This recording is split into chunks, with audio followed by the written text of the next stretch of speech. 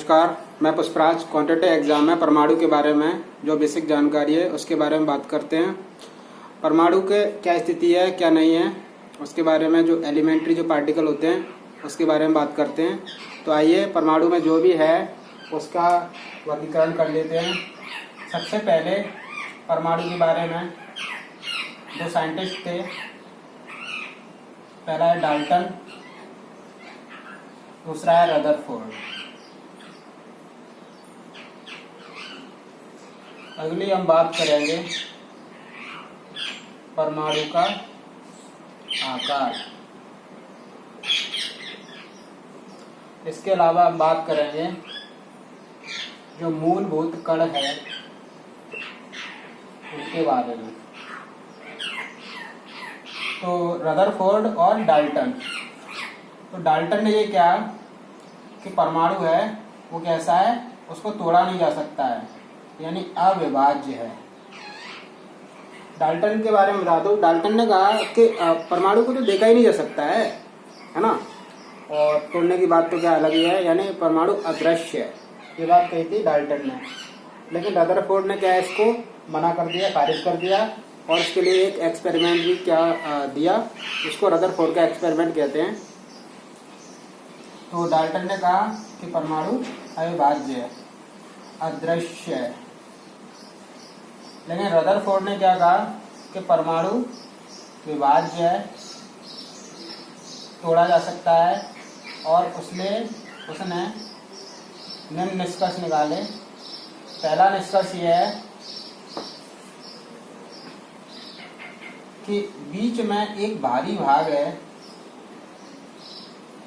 जिसको नाभिक कहते हैं। ठीक है, एक एक्सपेरिमेंट हम देख लेते हैं। अल्फा कण का एक्सपेरिमेंट था।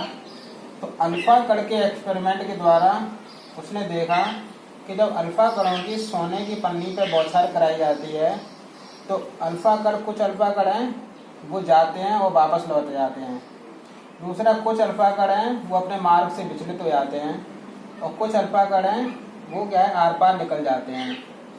इसलिए उसने क्या है, निष्कर्ष निकाले कि परमाणु के बीच में कोई ऐसा भाग है जो कैसा है, खाली स्थान है, हाँ खाली भाग है, इसमें से क्या अल्फा कण निकल आते हैं। तो उसने सोचा कि निश्चित ही ये नाभिक होना चाहिए। दूसरा, अल्फा कण विचलित हो जाते हैं, इसका तो वो ये निकाला कि जरूर बीच में कोई भारी चीज रखी हुई है।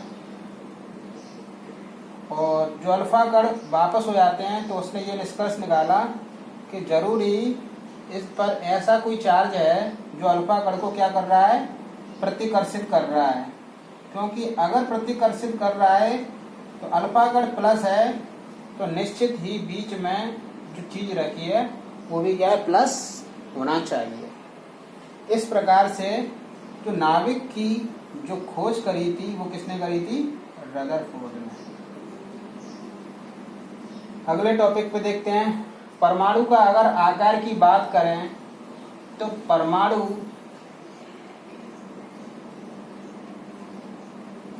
इसको नाभिक कहते हैं, बीच के भाग को। और क्योंकि इनकी बाहरी कक्षाओं में इलेक्ट्रॉन घूम रहे होंगे तो नाभिक के केंद्र से लेकर और इलेक्ट्रॉन, जहां तक इलेक्ट्रॉन पाया जाता है उसको कहते हैं नाभिक का आकार। और इसको इलेक्ट्रॉन पाया जाता है उसको नाभिक का आकार कहते हैं, और उसकी त्रिज्या को कहते हैं परमाणु की त्रिज्या। परमाणु की त्रिज्या। और नाभिक से, ये नाभिक की त्रिज्या है और ये परमाणु की त्रिज्या है। नाभिक की त्रिज्या का आकार होता है 10⁻⁻15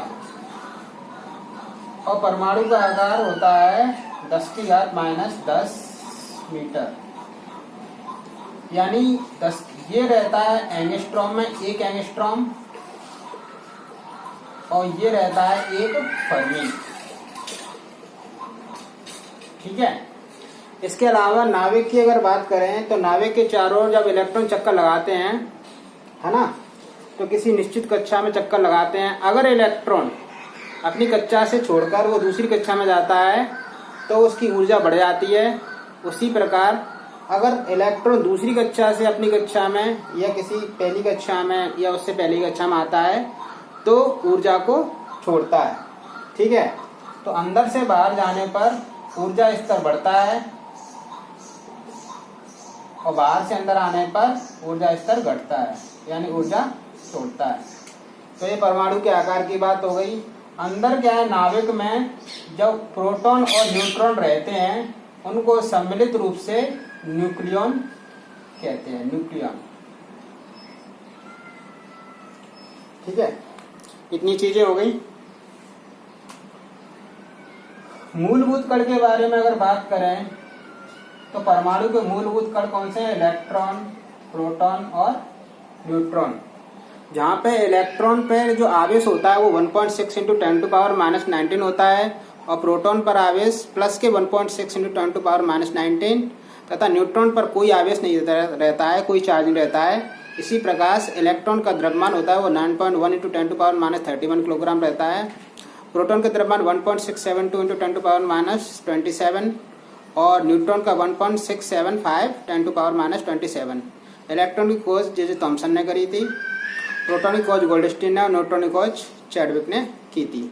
इस प्रकार से हम परमाणु के जो जानकारी है उसके टॉपिक के बारे में इतना ही आज के लिए, अभी के लिए। अगले वीडियो में इससे आगे की जो चीज़ें हैं जैसे इलेक्ट्रॉनिक विन्यास है उसके बारे में बात करेंगे। धन्यवाद।